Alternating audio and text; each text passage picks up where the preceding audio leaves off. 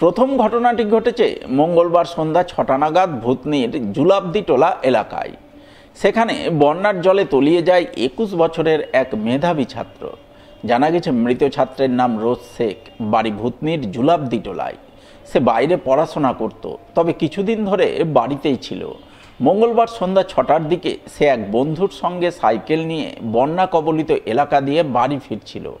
বাড়ি ফেরার পথে এক স্থানে হু হু করে গঙ্গার জল ঢুকছিল। সেই স্থান সাইকেল নিয়ে পার হতে গিয়েই মর্মান্তিক কাণ্ড ঘটে যায়। সে জলের তোরে তলিয়ে যায়। পরে স্থানীয়রা জলে নেমে অনেক খোঁজাখুঁজির পর জল থেকে তার নিথর দেহ উদ্ধার করেন। পরে পুলিশ দেহটি উদ্ধার করে ময়না তদন্তে পাঠায়। উত্তর চণ্ডীপুরের ধর্মশীল টোলা, কিন্তু বুথটা হচ্ছে জুলাবদিটোলা। ২১ বছরের মেধাবী ছাত্র রোজ শেখ, ওর ডাক নাম। সেই রোজ শেখ হচ্ছে যে রাস্তা দিয়ে যাচ্ছিল, সেই সময় জলের তোরে যেভাবেই হোক না কেন হড়কে পড়ে যায় এবং জলে ডুবে তার হচ্ছে মৃত্যু ঘটে। গ্রামবাসীরা খোঁজ খবর করে, তারপর গ্রামের লোকরাই ওকে রিকভারি করে।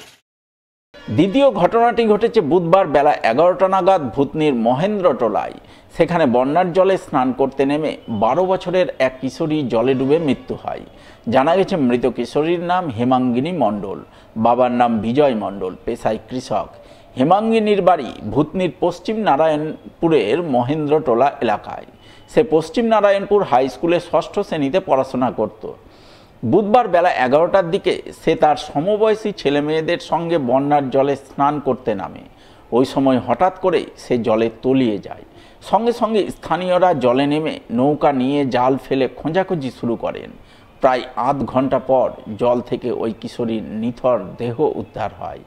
ঘটনায় পরিবারবর্গ কান্নায় ভেঙে পড়েন। শোকের ছায়া নেমে আসে গোটা এলাকায়।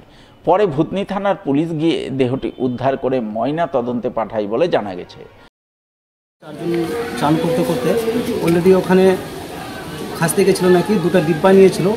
ডিব্বাটা তো ছুটে গেছে, ছুটার পরে এমন মেয়েটা ডুবে গেছে যখন, তখন চিৎকার করে, ডুবার সময় চিৎকার করেছিল। চিৎকার করার পরে অলরেডি যে জান পাশে যে ছিল ও অলরেডি সাঁতার কাটতে জানে না বলে ও আর ওখানে নামেনি। ১ ঘন্টা পরে অলরেডি পাওয়া গেল বডিটা।